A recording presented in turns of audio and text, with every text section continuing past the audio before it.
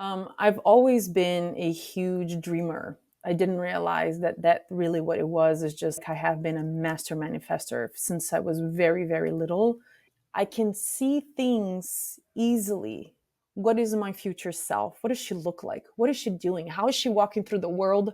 What does her body look like? What does her body feel like? Seeing it ready and just watch that gap between, now and that becomes shorter.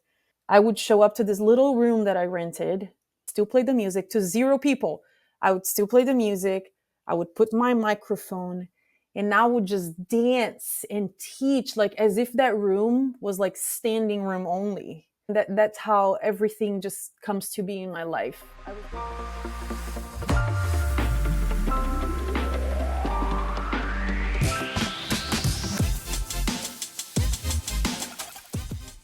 What's up, guys? This is Lola Manekin, and I am in your superior self. I love it. Lola, I feel like you're my personal shaman and spiritual coach. Thank you so much for taking the time to come hang out with me on my platform and, just sharing the space. Thank you, Trey. Thank you for having. Thank you for your trust. And I love how life continues to bring us back together. So Right? Yeah, I've been here before. this has been like our second episode, like 2 years apart. However, life, does life, and we come back around, and here we are. And I think we're sharing, that magnetic pull towards helping and being of service to others, so that way we can create a deeper knowledge of who we are within, right? And your new tribe, the space in which I find like so powerful because it's a source of great creative insights for me, which is your School of Embodiment in Baltimore City. Before we get into that story of how that came to be, I really want to jump into your subjective experience. Like, how does Lola walk through this life? How does Lola experience reality? Wow. How much time do you have, Trey? I want to see. I want to see what I can share to feel like. So I think that maybe going back to being a little girl, really free. Growing up in an island in Brazil, and I was, raised by the village, and my mom has 5 sisters. So, and they're all witches. So I think I was, raised, I've been initiated in this world of being a woman in her body, as free as she can be, connecting to that intuition, to that inner wisdom as the guiding steps to the path of life. That's what I heard my whole life. I've watched my mom, especially, it was her birthday yesterday, doing that, drumming to the beat of her own heart. And she got in so much trouble for that. And I think that she's my master teacher for sure. She actually was the one that guided me to get my bachelor's degree in natural medicine, integrative medicine. And then that world, of quantum physics, of healing through nature and the things that nature gives us, the essential oils, touch, water, clay, all of those things, was definitely the big opening for me too, and for my life. Going Yeah. back to nature now, right? For you, because you have this space called the Sacred Owl Retreat Center in Maryland, where you take clients out to reconnect them with nature and then do some body work with them to help them heal a lot of that past trauma, a lot of that trauma that's stored within the body. I know you've helped me personally. I've experienced this medicine, and we've had many conversations about how, like, the West, we don't have enough ceremony in our lives. I feel like the indigenous cultures really honored each stage in their lives of maturation, of going from childhood to early adulthood to adulthood and whatever they may be doing, right? We fail to do that. I think we do celebrate some things in our lives, but it's associated mostly with religion. And I know for myself, the more that I look at, the more that I celebrate life, and getting back to the organic and getting back to the indigenous ways of mindset of like really appreciating each moment and celebrating each moment and being in each moment, there's a medicine behind that. And I experienced like this total, I wouldn't say total transformational moment, like an aha, like an enlightenment moment, but I definitely experienced a different awareness through your breath work session and body work session, to where I was able to see everything that's influencing Trey as the persona. Like we talked about a little bit afterwards in the debrief, how like I felt like I could see all the influences of like why I was doing what I was doing, like why I was driving to your Sacred Owl Retreat Center, like why I was pursuing this. Like I saw the essence of who we are, that being perspective. And it was so similar to the tree that was outside the window. Like the tree is just being the tree, right? But Trey Mhm. has to solve all the world's problems. Like I have to have this persona that's been basically given to me, and I have all these beliefs that are associated with that, and like that's driving me to do certain things, and influences my daily decisions. And I can't thank you enough for the medicine that you gave me that day to like take a step back and see that perspective, because there's so much freedom in that. What are your thoughts? Yeah, I think I say this a lot, that the true revolution is very simple, right? Is going back to the basics. Life is became so complex, and we became so used to everything that it's given, handed to us, all the technology, things that think for us, things that cook for us, things that, I don't know, drive for us. I don't know if you know this. One of our friends in a video, he had his first Uber with no driver in the car, and um, and I think that what I what I'm here to do, which is to teach people really how to go back to the basics with it, which is the whole foundation of Chinese medicine, which, as you know, is part of my background too, which is to learn to teach people how to see, taste, smell, hear, and touch.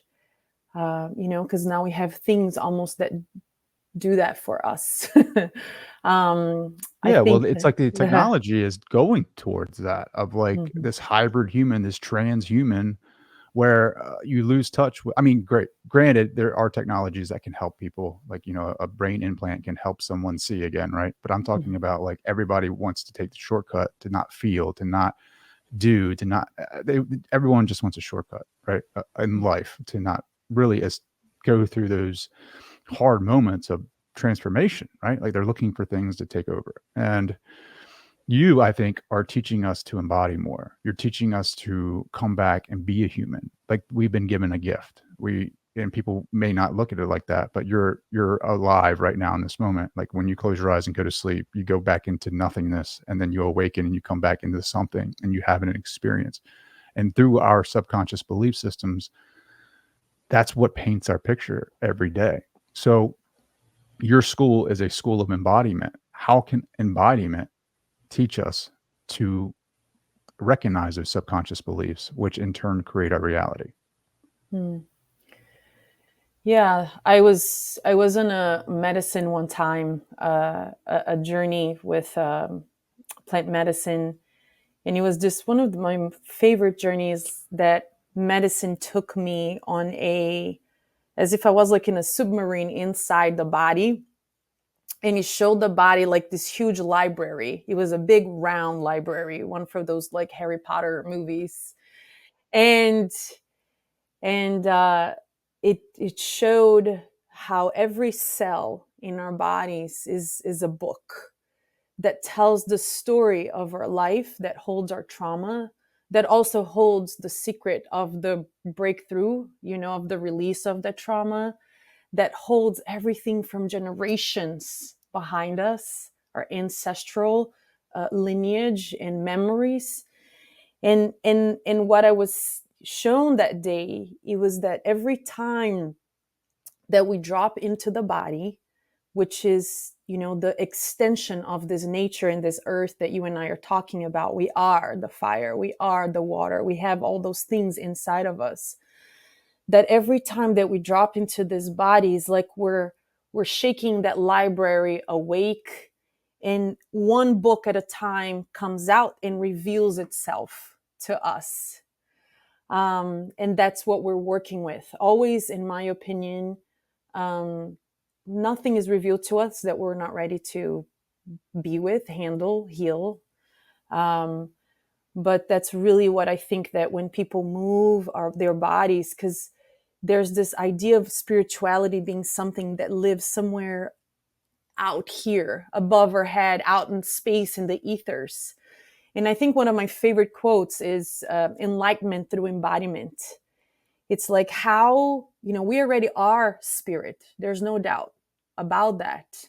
But we're giving this one opportunity right now to receive this vessel, this vehicle in which we get to experience life and to see, to touch, to taste, all of that. So the to me, the real direction of enlightenment, it's not from down up, it's actually from up down. It's like by the end of this lifetime, I want to have embodied and dressed up every nook and cranny of this vessel, and know that when my shoulder is hurting, it's telling me something. That when my throat is stuck, that it's telling me something. So the body is the part of ourselves that's always in the present moment. It's saying cold, hot, hungry, sleepy. And that's the most like primal parts, right? But it's also saying like, hell no, don't take this job. Oh yeah, this is your man, you should marry him. And giving us this level of information, our GPS. And when we learn how to embody this, to be in this vessel, which to me is through movement, right? When you're present in your body and you're moving it, there's nowhere that you can be. You can be some in the past or in the future.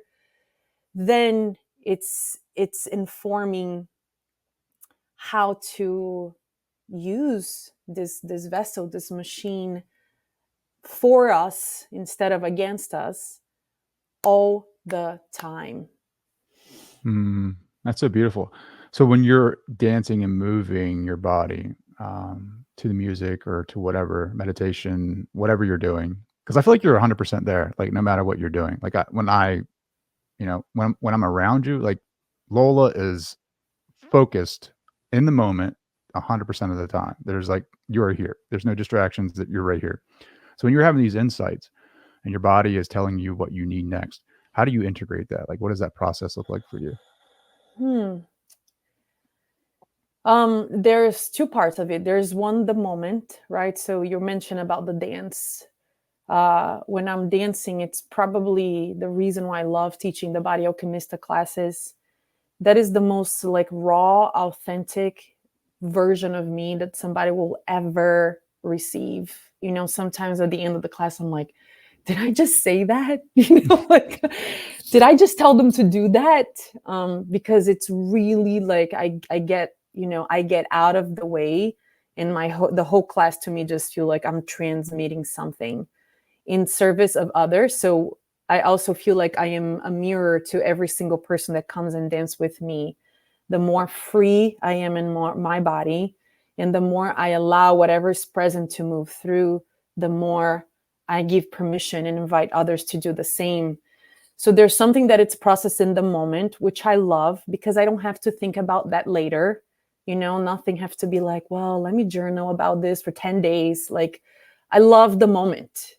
And so whatever shows up on the dance floor, like I'm in there and I'm allowing, and then it's done.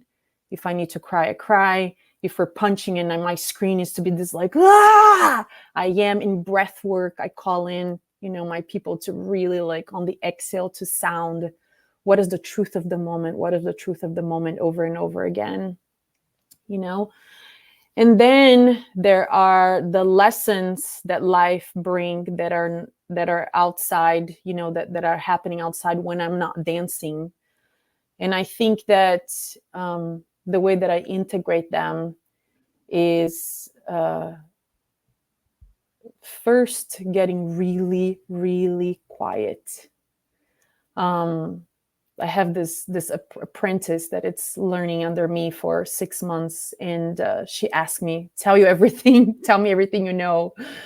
I'm like, "Honey, the one thing that I want to tell you is, when something comes your way that feels like, like a big lesson, our tendency can also, which is funny, to use these tools to try to get rid of that as fast as possible. Let me do my breath work to see if that discomfort goes away. Let me get Reiki to see if that discomfort runs away, right?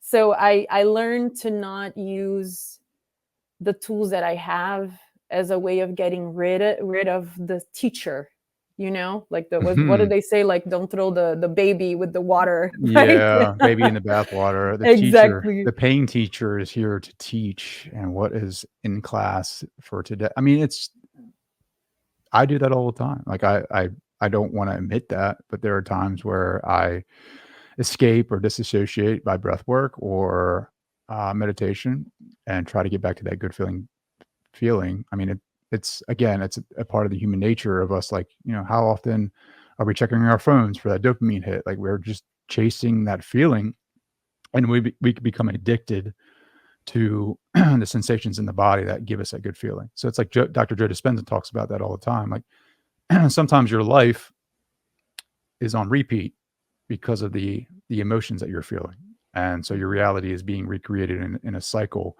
because of the chemical mixture or responses that are happening in your body, and you're addicted to that. You don't even know that you're addicted to that. Anything outside of that feels weird and unordinary, and so which you run away from. And that's why people get into like, I'm always experiencing these negative effects in my life. Well, you're creating that by the pattern in which you're choosing to live. And to change that is just a choice. It's a choice to rewire your brain, to rewire the way that you perceive life, and to know that you have the power within you to change that. Now, I've heard that so many different times and so many different quotes and so many different books that what you need is within you. And I'm curious, like I've always questioned that, and I think I'm coming to my answer, which through a lot of trial and tribulation. But when somebody says that to you, like Lola, like the power that you need is within you, what does that mean? Like, how do you interpret that? Hmm. If I'm in a really bad spot that day and somebody tells me that, I'm like, F you. That is not what I want to hear right now. Um,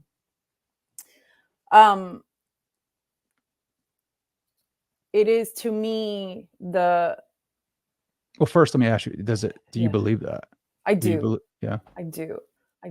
I do. And honestly, I think that the majority of the work that I do is really that, it's another quote here for us today, but I think that a true healer doesn't heal anybody. Like, I don't feel like I'm healing a single person. All that I think that I do is to create a container that it's safe enough for you to come and drop into that stillness that I was talking about, go deep, be with it, and then find that, that power, that transformation, that other side on your own. It's way more empowering, right? It's way more empowering when you learn how to fish instead of somebody handling you a fish. And I think it's the same thing, and I totally believe that. um and again, I think that the to me the recipe is go really quiet. I have Tebow, which I get to sit in presence practice with. We can talk about that if that's ever, come up on this conversation. But in our couples things that we do, our intimacy presence practice is probably the safest place that I get to sit across from him a couple of times a week and really allow, without even trying to understand mentally, allow whatever the feelings and sensations that are moving to my body to actually have an outlet, whether I'm moving, whether I'm throwing a major temper tantrum and he's watching me and holding space for that. But I tend to draw in. And I think that to me, when I do that, um, then there's the spaciousness that allows me to gain a different perspective, right? One of my teachers used to say, We cannot fix a problem. I think it's a maybe Einstein's quote. Maybe you can't fix a problem with the same mindset that has created. So if I try, I know my reactivity is always there, ready to jump in. So I have to pull back, get really quiet, and see what actually wants to emerge, as a lesson from that experience. And I think that that's probably one of the ways to not have that same lesson keep coming back and repeating itself over and over Sure. again. Yeah, I had a discussion with my wife today about this, and for those who may be experiencing this, like people that go through a spiritual awakening will usually have this effect of, I don't want to do this anymore. Like, I don't want to work at the same job. I don't want to be in this same relationship. I don't want to father. I don't want to blah X, Y, and Z, fill in the blank, right? Mm-hmm. Because they feel like they don't know who they are. They're on this path of realization, and they're just not resonating with the old pattern, or the old life, or the old belief system. Um, Having discussions with you, it seems as though you and I have similar philosophies on life and consciousness. And so when you are going through those phases of your life of where you are being pulled by your soul for your soul's purpose, and you may have a bout of like, I don't want to do this anymore. I don't want to live this ordinary life of being a human anymore. Like, how do you stay grounded to where you can be a mother, where you can be a wife, where you can be a partner, where you can be a CEO and all the things in this reality, but also be a spiritual being searching for that enlightenment? Mm-hmm. Hmm. Um, there's a couple of things. Like, I love being human, like I love being human. As messy as it feels, like I wouldn't trade this life journey for anything. I was writing this morning a little bit about, how I have recently had a breakup with someone who that broke my heart, and I would have done it all over again.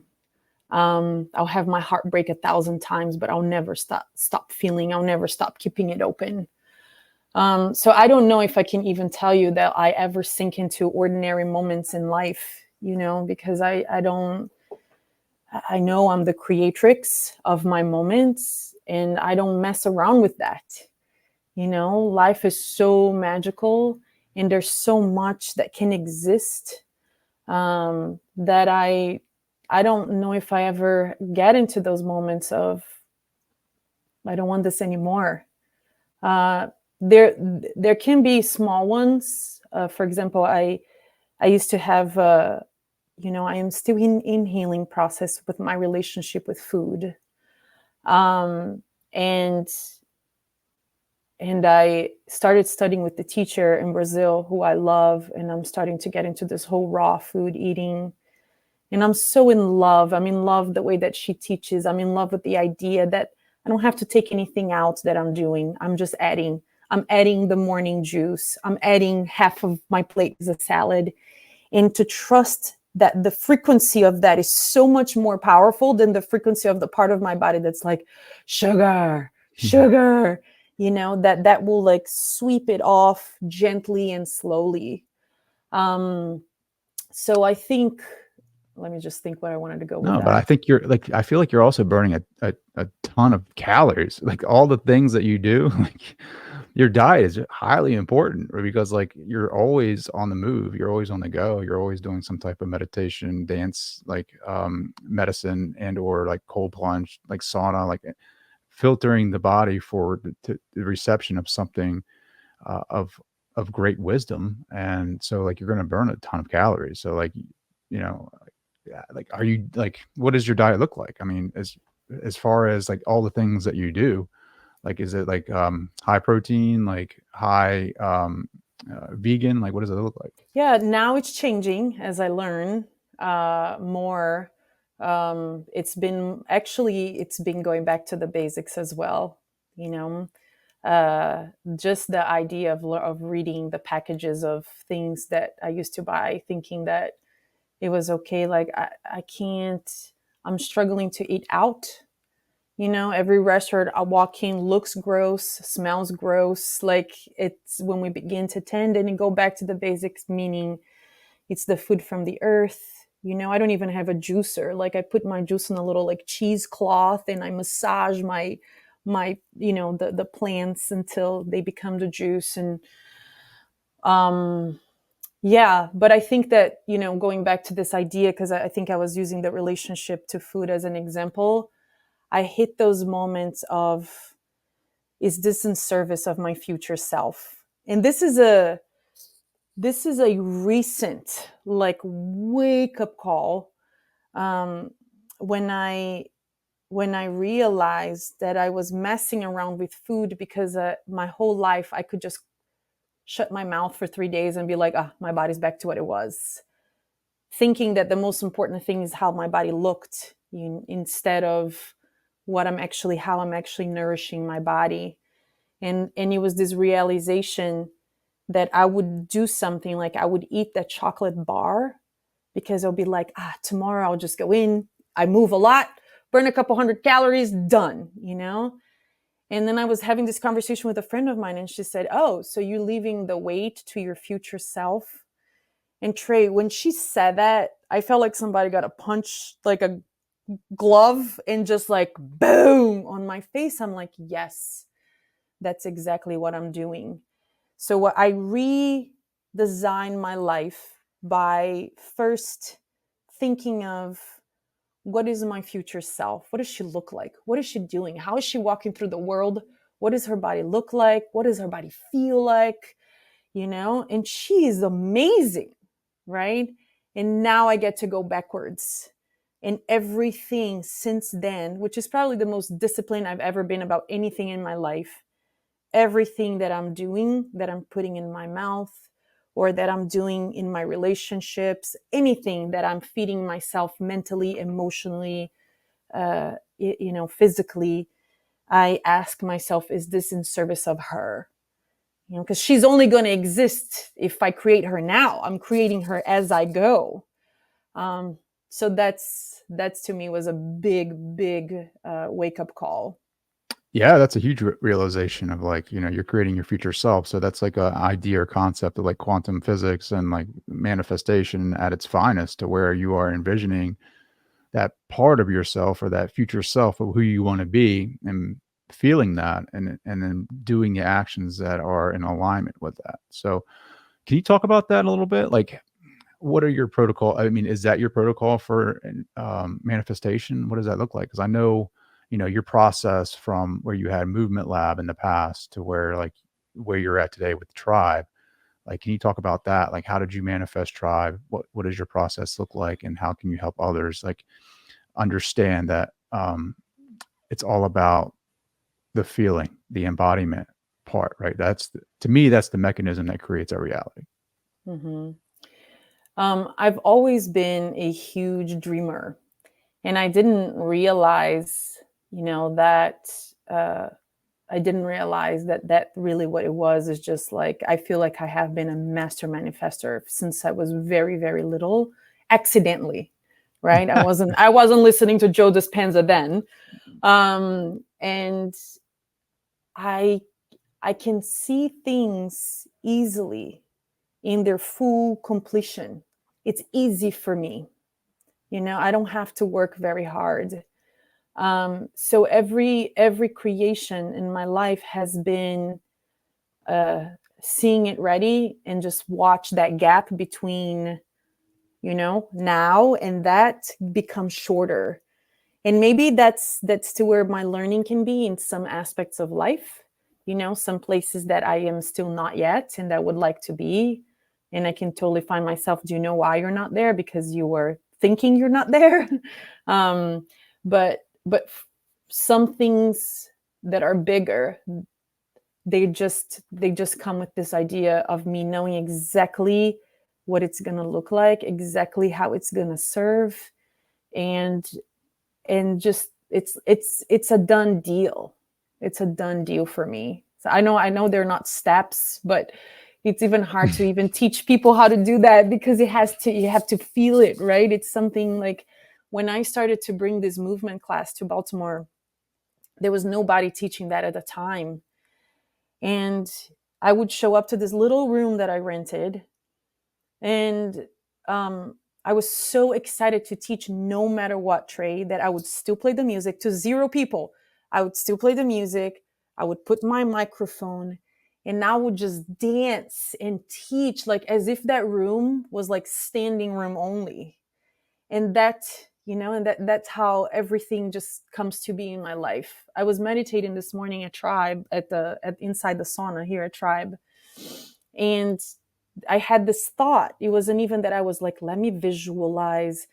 I had my eyes closed, and suddenly I had this vision of almost this vacuum, like at the door, like vacuum people inside, and it's like, oh, okay, done deal.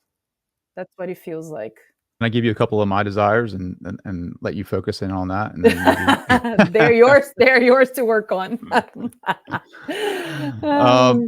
That's so fascinating. So I feel like you like going back to where you had Movement Lab here in Baltimore, and it was very successful, and then you went back to Brazil, and you and Thibaut lived there, and then you're coming back to Baltimore, and you created Tribe.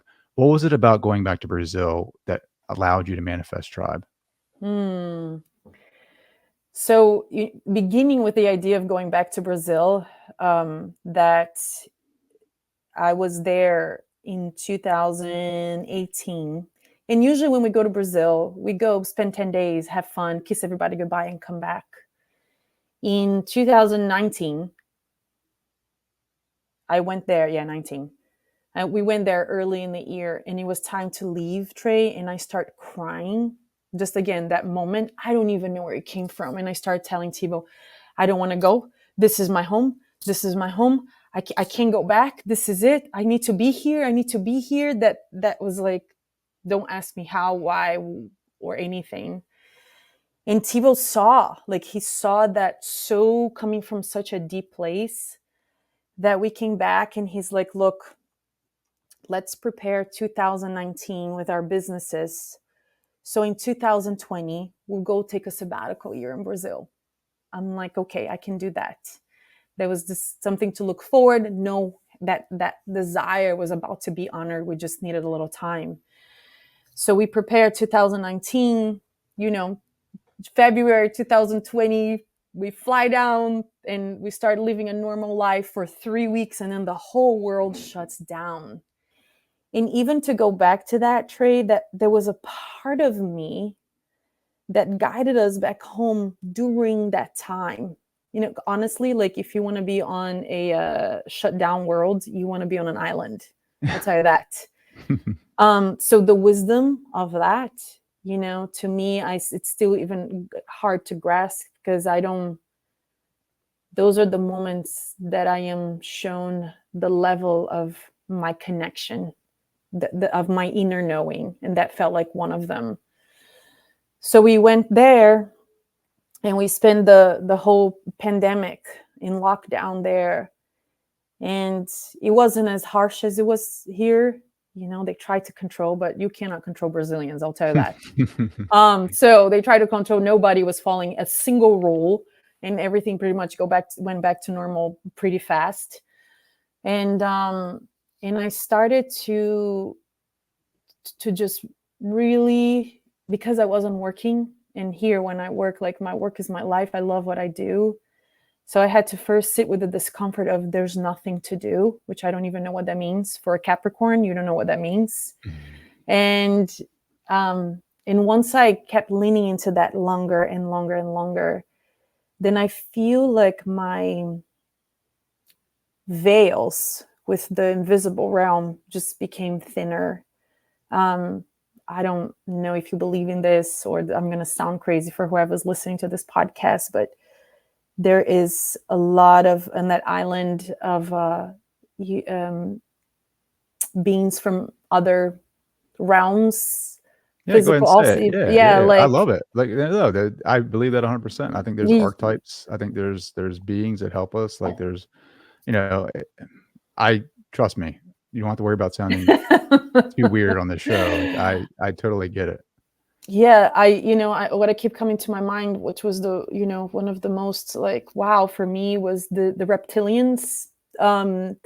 I know they get a bad rap, but there are, in terms of like technology, and again, this technology that it's a profound technology that is not machinery technology. Hmm.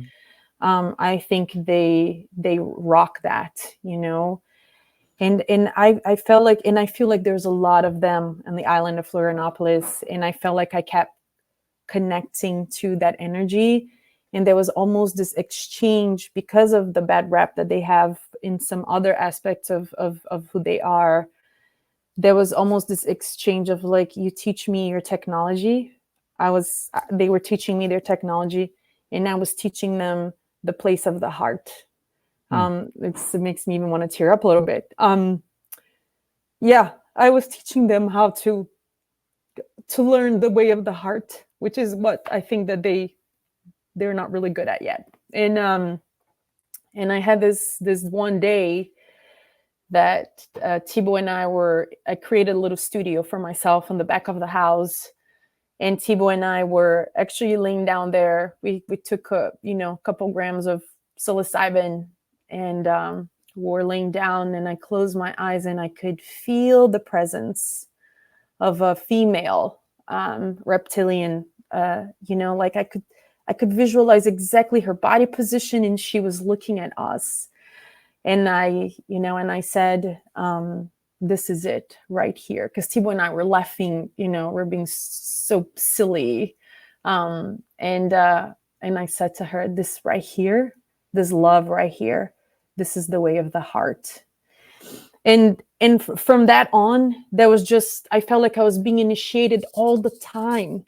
I would wake up in the middle of the night, Trey, and I would write pages and pages and pages of download from spirit that I actually never looked back to see what I was reading, but it was in the moment. And it was like they were giving me information, and I'll be like, okay, bed, time to bed. I connected big time with the frequency, with the energy of Jesus. I'm not religious. I was not, I did not grow up Catholic or anything, but there was something about this Christ energy that was given to me then, in my hands, in the way that I can, circulate that. And it took actually a long, long time for me to even feel like I had that, like my head was like, who do you think you Yeah. are? Yeah. Imposter, um, right? Yeah. yes, Imposter. exactly.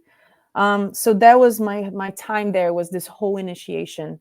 So coming back to Baltimore, I opened Sacred Owl. I knew that my way back here needed to be very gentle, because it really hurt to be back. Although it was my call. We came here to visit in July of 2021, and we were building a house in Brazil. And as soon as the airplane landed, I heard it's time to get back. And I'm like, oh no. So I told that to Thibaut, and he honors once again, my inner GPS. And he's like, let's do it. He needed to be here. This is where his company was anyway. So I opened Sacred Owl, and I start immediately applying everything that I learned in Brazil. I took a deep dive in, again, quantum physics, bioenergetic medicine, stop using the needles for acupuncture, just realizing that my hands are powerful Yep. needles, and created this whole session, which is what you received, the Align Energetic, this combination of breath work and body work and energy work, and feeling that was the closest experience that someone can have to a plant medicine journey without, doing plant medicine journey. Yeah. And after doing that for a year and a half, the community out of the blue start reaching out to me and say, we miss Movement Lab. We miss what we have. Lola, can you please create something? And then I sat down with the universe and I said, look, I'm willing to do that, but this time I'm not doing it from my masculine side, like that I have a very beautiful, developed warrior in me that will fight. and I didn't want to fight for things to happen. My agreement was, if everything literally falls into my lap, I'm gonna go with it. And then it started. The people that was gonna be a part of it fell on my lap. The building fell on my lap. The community started to reach out. Everything just kept happening, and there was no questions to ask. We're brand new. We're only 5 months old. I don't know what it wants for me, but I just keep following, like Tosha Silver would say, following the breadcrumbs, the next step. That's all I know, is the next step, and then That's such a trusting. beautiful story. Like, I didn't know the Thank you. reptilians were the inspiration. That's awesome. Because I feel like Brazil has a lot of, like, reptilian life there, right? Like, Mhm. and yeah, I mean, to think about it, I mean, like all animal species, like they live in that now moment, and the gift of being a human is the prefrontal cortex, and the new brain of that sense of I, that sense of self. And yeah, I mean, there's a reptilian brain, right? And I mean, it's it's always keeping us in that fight or flight, or it's keeping us like in this consciousness of fear and lack and scarcity. So I think, yes, there is this negative persona surrounding the reptilians.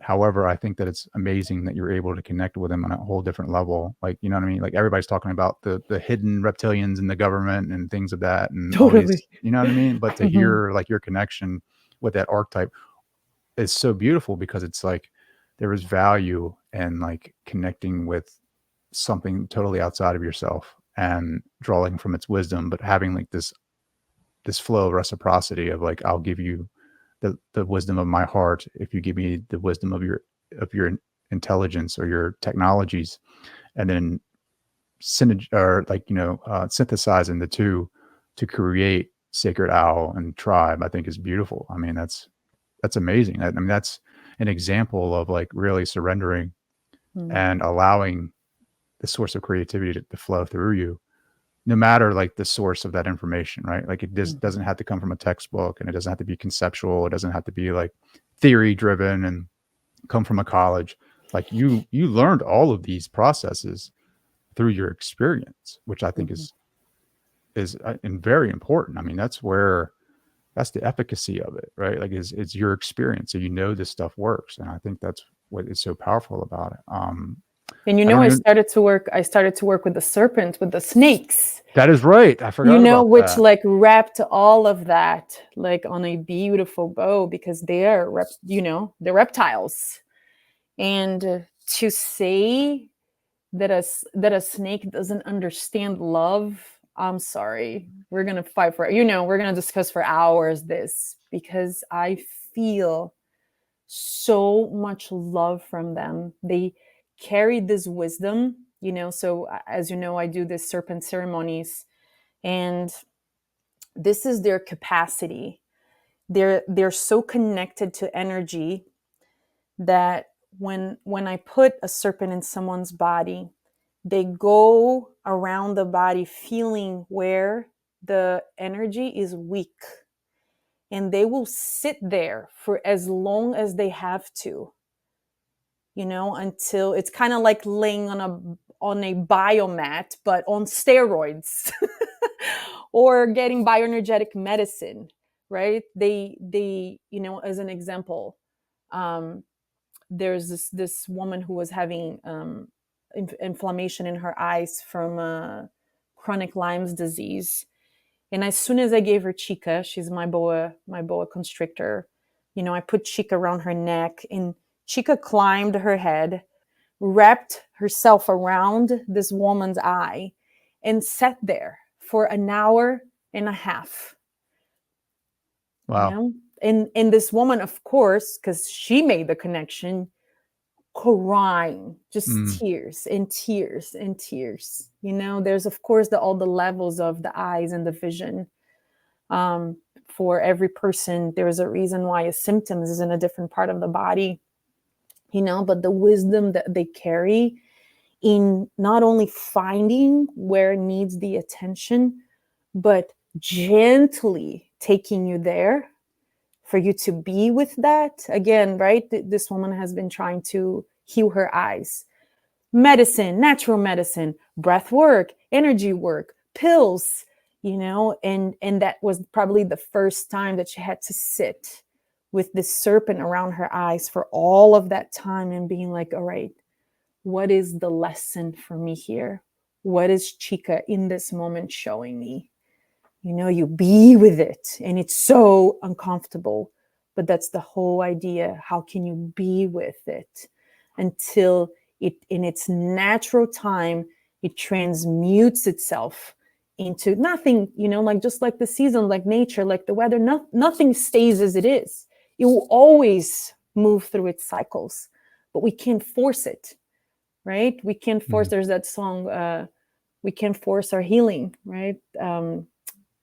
I forgot what exactly it is, but something like that.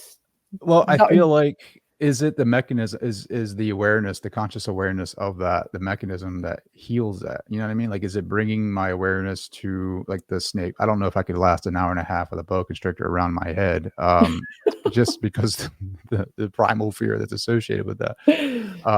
But the awareness that she had around that realization of, like, whatever it was for her, like, having that awareness surrounding that is what is the mechanism that allows her to have, like, this cathartic release, which then heals that energy, expresses that energy in order for her to, I guess, feel at homeostasis. Yeah. Like the snakes are a shaman, they are a healer. They do the same thing. They don't heal anything for you. They're like, here, sweetie, let's be here for a little bit longer. Let's see what's here for you. I'll tell you one more story because that was really wild. This other woman had some trauma through the birth canal when she was a baby. And I gave her my little ball python. And I know that part of people's fear with the snake is that the snake is going to feel into your fear and it's going to wrap itself around your throat and it's going to be like, now I got you. Like that's not how they operate at all. So I gave her this little ball python. They have the tend to be in a little ball, and in the mellow, I gave her mellow, and he wrapped itself around her neck and squeezed her neck just tight enough for her to relive her entire birthing process and the process of being stuck on the birth canal.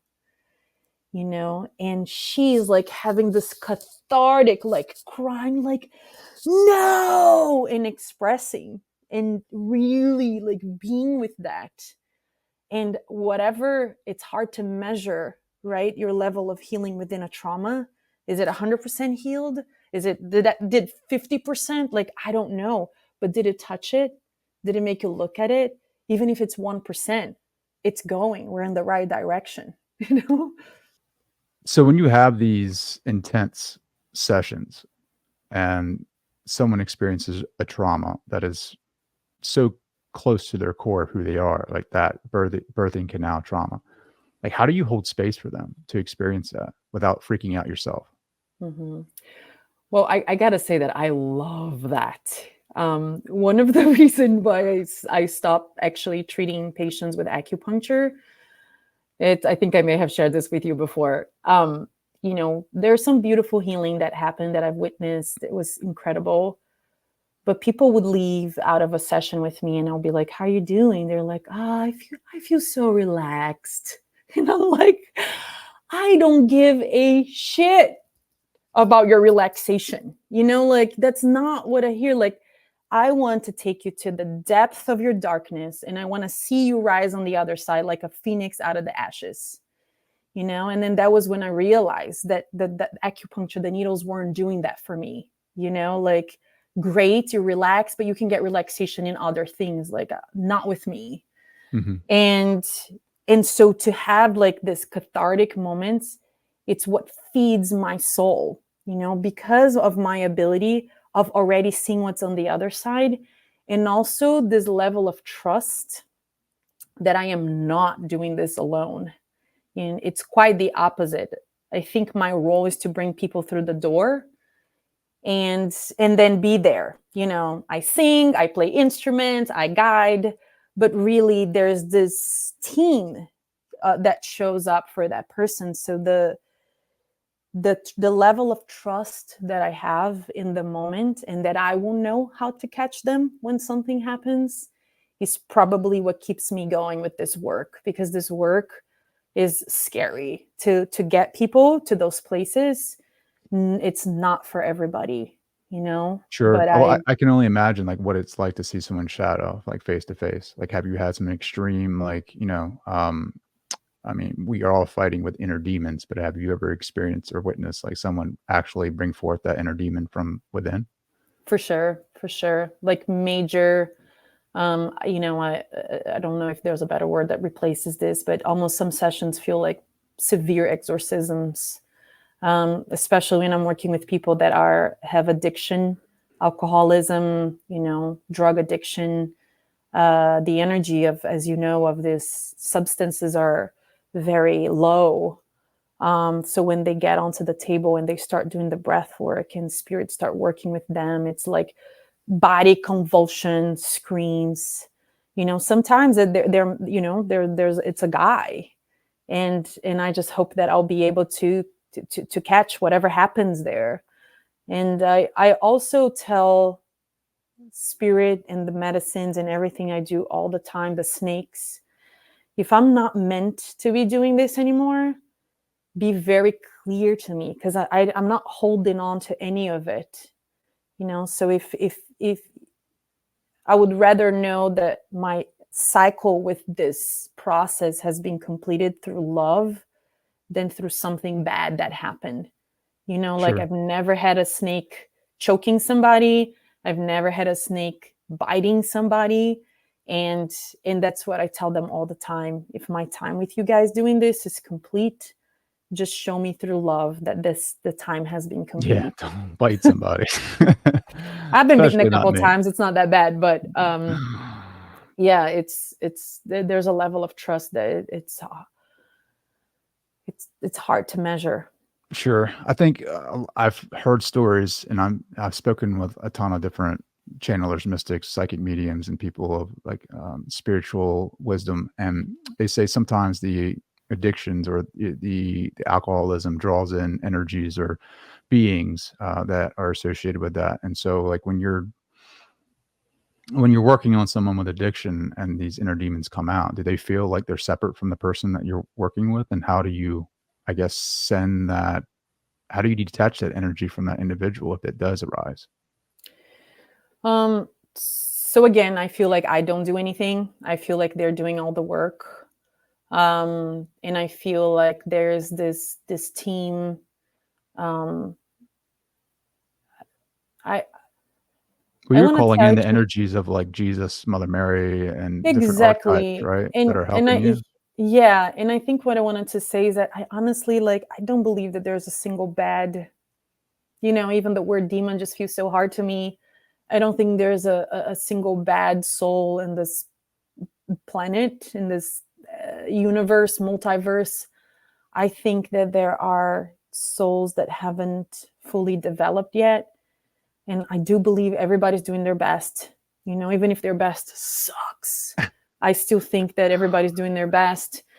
So I never, like, I don't even fear, because the visual that I have, which I grew up with, actually, it wasn't considered a religion. It was considered more like science and philosophy. It's called spiritism. So this idea of spirits, mediumship, it was like my aunts were mediums. I've watched them incorporating, like, those things are very normal. They're normal conversations, like, oh, hello, spirit, and so the visual that I had, which is from this learning from my childhood, is that the minute that something like that happened, there is a circle of ascendant masters of very well developed uh, light that will help guide this the soul that needs guidance into, I want to say, like a hospital, a hospital of the invisible world. So that's what I think it happens all the time. That's how I see the transition and the happening. That Hmm. it's happening all in a way that my eyes cannot see.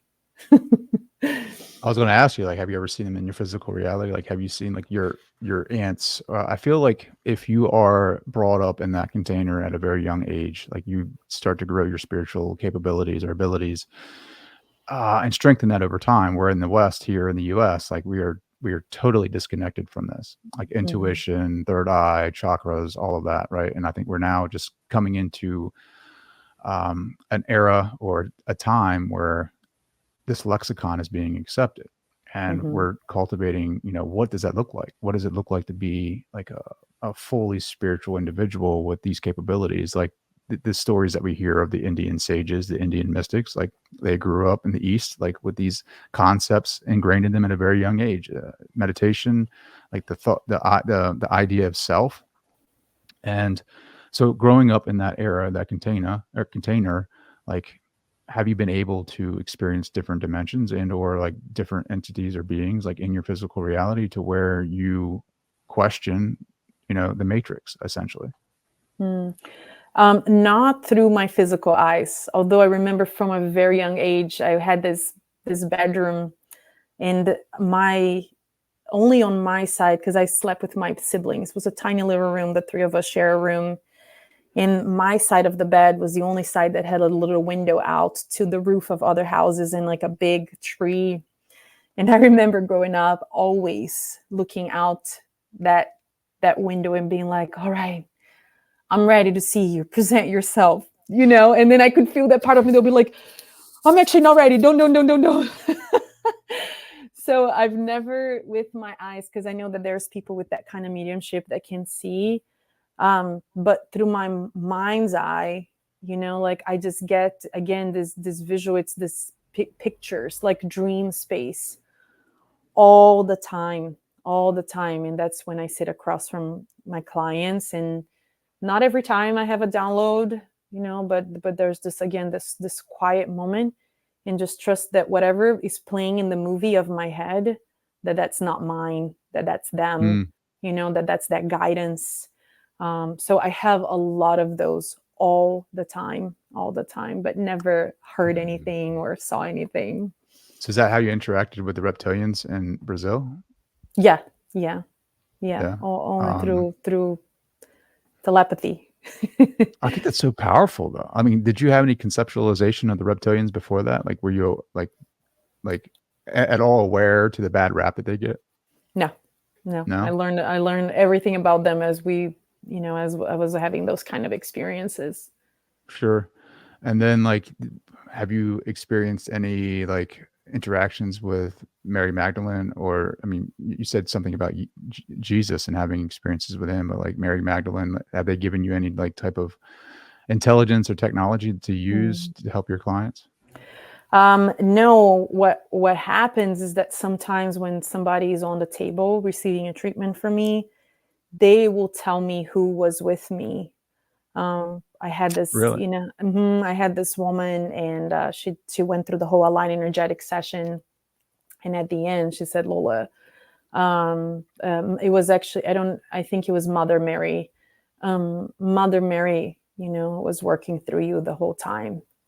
And I was like, okay, Wow. yeah, yeah. So I don't know. I think Jesus is through medicine. As you know, I have journeyed a few times, a couple times a year. Um, I feel like I journey with medicine because I feel called to a much, much higher perspective when I feel like I'm losing myself in the mundane a little bit. Um, and so I feel like I call it like a round table with all the ascended masters. I'll be like, all right, guys, I need a little bit, of fuel here. So when I'm in medicine journey like that, I get to be with them all the time. And Really? So when you're in medicine journeys, you're experiencing this in the masters at that level? um, I feel so, here's the imposter coming through. So it's like, oh my God. Yes, I do. The answer That's is yes, I awesome. do. Yes, I do. And Jesus being the main one. what are they saying? What's their message? I mean, if you feel like if you can share that, right? I know it's sacred for a lot of people, and just their own Mhm. experience is what they need in the moment, right? In their own medicine. But like, do they give you any shared like I guess if you were to take it and just wrap it up for people listening to this, like what would be their message for them?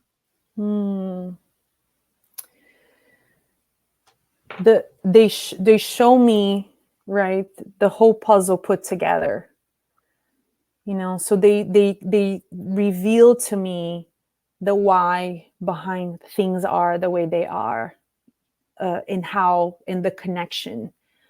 This last journey that I had, it showed like tribe. It was actually really beautiful. Trey, is that okay that I shared the story?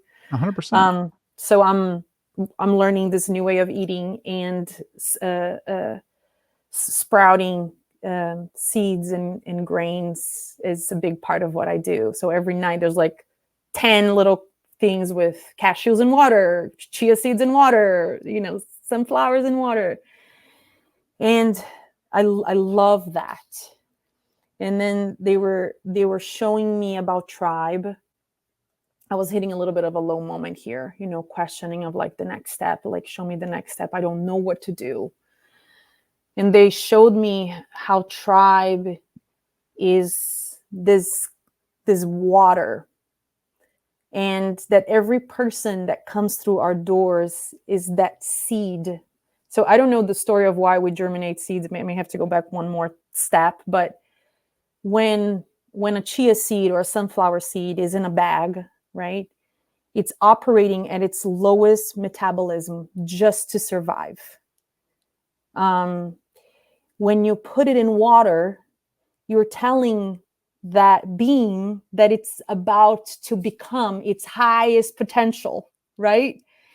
And what happens is that it goes from the low metabolism to be like, all right, let's become a plant, and it expands into its fullest potential. So when we the next day drink that chia seed on a juice, or we're basically getting the fullest potential of whatever you put in water that night.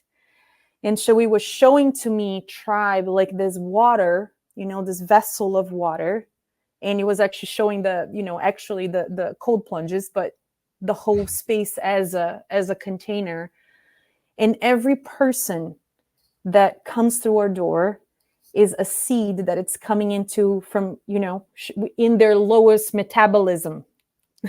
Wow. How beautiful is that? It makes me want to cry again. And then they come here, and us, through our own practice, and all the teachers and educators that have been in this journey for a long time, and they each have such a beautiful gift. And we keep challenging them. Get into this 30-degree water. You can do it. We begin to sprout people. And that's what the whole journey was about. So what I would say, that the message that I get from spirit, which we hear all the time, that is, there's a reason why things are happening the way they are, right? And again, when we're having a great day, I knew it. When we're having a bad day, it's like, F that. But that is really the truth, that we cannot see the whole puzzle put together. All that we can see is one piece, two pieces, and then we connect them, and then life brings that third one. But our higher self, our guides, our ancestors see the whole thing, millions of pieces already together. So we trust that all we need to do is to find that next piece, and trust that whether that piece is a beautiful one or it sucks, that it is a big part of the whole puzzle.